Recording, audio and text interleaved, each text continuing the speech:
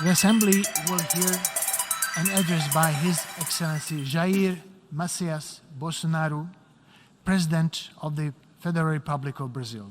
I request the protocol to escort His Excellency.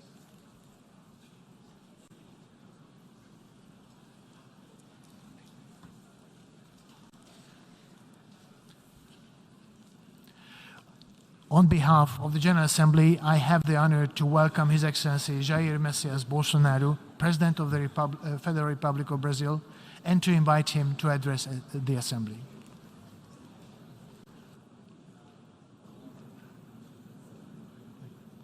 Okay? Ok? Senhor Chabá Corozi, presidente da 77ª Assembleia Geral das Nações Unidas, senhor Antônio Guterres, secretário-geral das Nações Unidas, senhoras e senhores, chefes de Estado, de governo e de delegações. Senhoras e senhores, começo por cumprimentá-lo, embaixador Chabá Corozi, pela eleição para presidir esta Assembleia Geral. Esteja certo de contar com o apoio do Brasil. O tema escolhido para este debate geral gira em torno de um conceito que se aplica perfeitamente ao momento que vivemos, um divisor de águas. Senhor presidente, nossa responsabilidade coletiva nessa Assembleia Geral é compreender o alcance dos desafios que compõem esse divisor de águas e, a partir daí, construir respostas que tirem sua força dos objetivos que são comuns a todos nós. A tarefa não é simples, mas, a rigor, não temos alternativa. Esse esforço tem de começar no interior de cada um dos nossos países. Antes de tudo, é aquilo que realizamos no plano interno que dá a medida da autoridade com que agimos no plano internacional. Deixe-me falar da perspectiva do meu país. Quando o Brasil se manifesta sobre a agenda da saúde pública, fazemos isso com a autoridade de um governo que, durante a pandemia da Covid-19, não poupou esforços para salvar vidas e preservar empregos. Como tantos outros países, concentramos nossa atenção, desde a primeira hora, em garantir um auxílio financeiro emergencial aos mais necessitados. O nosso objetivo foi proteger a renda das famílias para que elas conseguissem enfrentar as dificuldades econômicas decorrentes da pandemia. Beneficiamos mais de 68 milhões de pessoas, o equivalente a 1/3 da nossa população. Em paralelo, lançamos um amplo programa de imunização, inclusive com produção doméstica de vacinas. Somos uma nação com 210 milhões de habitantes e já temos mais de 80% da população vacinada contra a Covid-19. Todos foram vacinados de forma voluntária, respeitando a liberdade individual de cada um. Da mesma forma, no terreno da economia, o Brasil traz a autoridade de um país que, em nome de um crescimento sustentável e inclusivo, vem implementando reformas para a atração de investimentos e melhorias das condições de vida de sua população. No meu governo, extirpamos a corrupção sistêmica que existia no país. Somente entre o período de 2003 e 2015, onde a esquerda presidiu o Brasil, o endividamento da Petrobras, por má gestão, loteamento político e em desvios, chegou à casa dos 170 bilhões de dólares. O responsável por isso foi condenado em 3 instâncias, por unanimidade. Delatores devolveram $1 bilhão e pagamos para a Bolsa Americana outro $1 bilhão por perdas de seus acionistas. Esse é o Brasil do passado. Aprimoramos os serviços públicos com redução de custos e investimentos em ciência e tecnologia.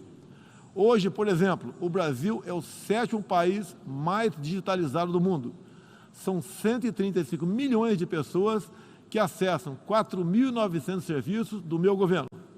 O Brasil foi pioneiro na implantação do 5G na América Latina.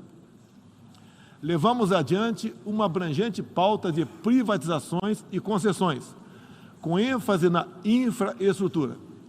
Concluímos o projeto de transposição do Rio São Francisco, levando água para o Nordeste brasileiro. Adotamos novos marcos regulatórios, como o do saneamento básico, o das ferrovias e o do gás natural. Além disso, melhoramos o ambiente de negócios, com a Lei da Liberdade Econômica e a Lei de Startups. Como resultado, criamos oportunidades para o jovem empreender e ter empregos de qualidade. Coroando todo esse esforço de modernização da economia brasileira, estamos avançando a passos largos para o ingresso do Brasil como membro pleno da Organização para a Cooperação e Desenvolvimento Econômico, a OCDE. Apesar da crise mundial, o Brasil chega ao final de 2022 com uma economia em plena recuperação.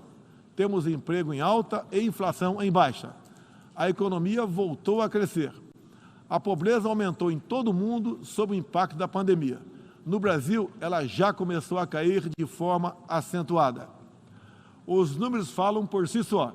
A estimativa é de que, no final de 2022, 4% das famílias brasileiras estejam vivendo abaixo da linha da pobreza extrema. Em 2019, eram 5,1%. Isso representa uma queda de mais de 20%. O Auxílio Brasil, programa de renda mínima criado no meu governo durante a pandemia, que atende 20 milhões de famílias, faz pagamentos de quase $4 por dia às mesmas. O desemprego caiu 5 pontos percentuais, chegando a 9%, taxa que não se via há 7 anos. Reduzimos a inflação com estimativa de 6% no corrente ano. Tenho a satisfação de anunciar que tivemos deflação inédita no Brasil nos meses de julho e agosto. Desde junho, o preço da gasolina caiu mais de 30%. Hoje, um litro no Brasil custa cerca de 90 centavos de dólares. O preço da energia elétrica também teve uma queda de mais de 15%. Quero ressaltar que o custo da energia não caiu por causa de tabelamento de preços ou qualquer outro tipo de intervenção federal. Foi resultado de uma política de racionalização de impostos formulada e implementada com apoio do Congresso Nacional. Em 2021, o Brasil foi o quarto maior destino de investimentos estrangeiros direto no mundo. Nosso comércio exterior alcançou a marca histórica de 39% do PIB, mesmo diminuindo ou zerando impostos de milhares de produtos. No plano interno, também estamos batendo recordes em 3 áreas: arrecadação fiscal, lucro das empresas estatais e relação entre dívida pública e PIB. Aliás, em 2021, tivemos superávit no resultado consolidado de contas públicas. O PIB brasileiro aumentou 1,2% no segundo semestre. A projeção de crescimento para 2022 chega a 3%. Temos a tranquilidade de quem está no bom caminho, o caminho de uma prosperidade compartilhada entre os brasileiros e, mais além, compartilhada com nossos vizinhos e outros parceiros mundo afora. É isso que vemos, por exemplo, na produção de alimentos. Há 4 décadas, o Brasil importava alimentos. Hoje, somos um dos maiores exportadores mundiais. Isso só foi possível graças a pesados investimentos em ciência e inovação, com vistas à produtividade e à sustentabilidade. Faço aqui um tributo à pessoa de Alisson Paulinelli, candidato brasileiro ao Prêmio Nobel da Paz, por seu papel na expansão da fronteira agrícola brasileira com o uso de novas tecnologias. Este ano, o Brasil já começou a colheita da maior safra de grãos da nossa história. Estima-se pelo menos 270 milhões de toneladas. O Brasil também, em poucos anos, passará de importador a exportador de trigo. Para o período de 22, 23, a previsão é que a produção total ultrapasse os 300 milhões de toneladas. Como afirmou a diretora-geral da Organização Mundial do Comércio, em recente visita que nos fez, se não fosse o agronegócio brasileiro, o planeta passaria fome, pois alimentamos mais de 1 bilhão de pessoas ao redor do mundo. O nosso agronegócio é orgulho nacional. Senhor presidente, quero lembrar que, também na área do desenvolvimento sustentável, o patrimônio de realizações do Brasil é fonte de credibilidade para a ação internacional do nosso país. Em matéria de meio ambiente e desenvolvimento sustentável, o Brasil é parte da solução e referência para o mundo. 2/3 de todo o território brasileiro permanecem com vegetação nativa, que se encontra exatamente como estava quando o Brasil foi descoberto em 1500. Na Amazônia brasileira, área equivalente à Europa Ocidental, mais de 80% da floresta continua intocada, ao contrário do que é divulgado pela grande mídia nacional e internacional.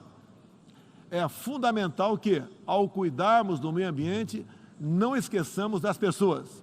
A região amazônica abriga mais de 20 milhões de habitantes, entre eles indígenas e ribeirinhos, cuja subsistência depende de algum aproveitamento econômico da floresta. Levamos internet a mais de 11 mil escolas rurais e a mais de 500 comunidades indígenas. O Brasil começou sua transição energética há quase meio século, em reação às crises do petróleo daquela época. Hoje temos uma indústria de biocombustíveis moderna e sustentável. Indústria que contribui para a matriz energética mais limpa entre os países do G20. Cerca de 84% da nossa matriz elétrica atualmente é renovável. E esse é o objetivo que muitos países desenvolvidos esperam alcançar somente depois de 2040 ou 2050. No ano passado, o Brasil foi escolhido pelas Nações Unidas como o país campeão da transição energética. Temos capacidade para ser um grande exportador mundial de energia limpa. Contamos com excedente já em construção, que pode chegar a mais de 100 gigawatts, entre biomassa, eólica, terrestre e solar, além da oportunidade ainda não explorada de eólicas marítimas de 700 gigawatts, com um dos menores custos de produção do mundo. Essas fontes produzirão hidrogênio verde para exportação. Parte dessa energia 100% limpa abre a possibilidade de sermos fornecedores de produtos industriais altamente competitivos, especialmente no Nordeste brasileiro, com uma das menores pegadas de carbono do mundo. A agenda do desenvolvimento é afetada de várias maneiras.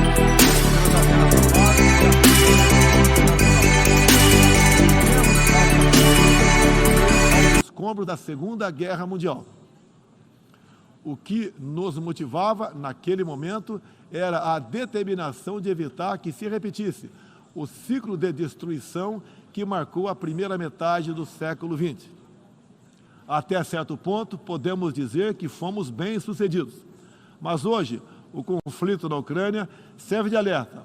Uma reforma da ONU é essencial para encontrarmos a paz mundial. No caso específico do Conselho de Segurança, após 25 anos de debates, está claro que precisamos buscar soluções inovadoras. O Brasil fala desse assunto com base em uma experiência que remonta aos primórdios da ONU. É pela 11ª vez que ocupamos assento não permanente no Conselho. Temos buscado dar o melhor de nós para a solução pacífica e negociada dos conflitos internacionais, sempre guiados pela Carta da ONU e pelo direito internacional.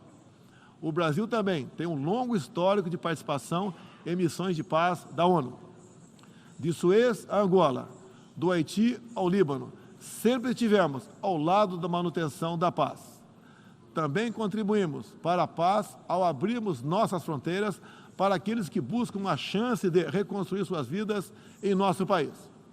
Desde 2018, mais de 6 milhões de irmãos venezuelanos foram obrigados a deixar seu país. Muitos deles vieram para o Brasil. Nossa resposta a esse desafio foi a Operação Acolhida, que se tornou referência internacional. Já são mais de 350 mil venezuelanos que encontraram em território brasileiro assistência emergencial, proteção, documentação e a possibilidade de um recomeço. Todos têm acesso ao mercado de trabalho, a serviços públicos e a benefícios sociais. Nos últimos meses, chegam por dia ao Brasil a pé cerca de 600 venezuelanos, a grande maioria dos quais mulheres e crianças, pesando em média 15 quilos a menos do que tinham antes, fugindo da violência e da fome. A política brasileira de acolhimento humanitário vai além da Venezuela. Temos também recebido haitianos, sírios, afegãos e ucranianos.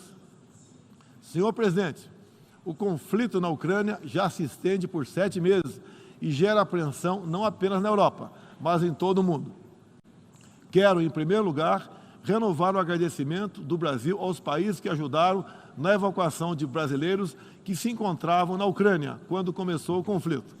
Refiro-me especialmente à Eslováquia, Hungria, Polônia, Romênia e República Tcheca.